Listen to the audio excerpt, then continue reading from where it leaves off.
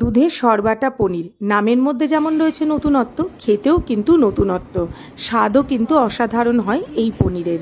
এই নিরামিষ রান্নায় দুধের ব্যবহার তো আগাগোড়াই রয়েছে, কিন্তু দুধের সর থেকে সেটাকে বেটে যখন পনিরের রান্নায় ব্যবহার করেছি তখন কিন্তু তার স্বাদ অতুলনীয় হয়।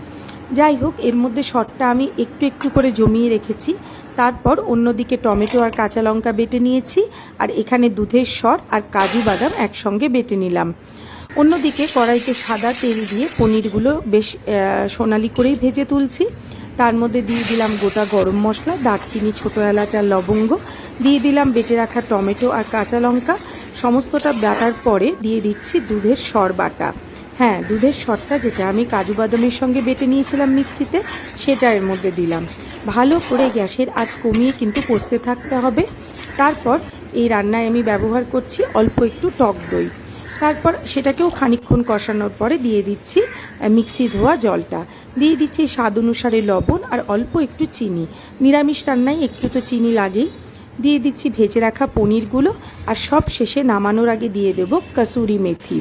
তৈরি হয়ে যাবে নিরামিষ দিনের একটা দুর্দান্ত পদ, দুধের সরবাটা পনির। বাড়িতে অবশ্যই একবার ট্রাই করে দেখবেন। কেমন লাগলো অবশ্যই কমেন্টে জানাবেন। দেখা হচ্ছে নেক্সট ভিডিওতে। ততক্ষণ পর্যন্ত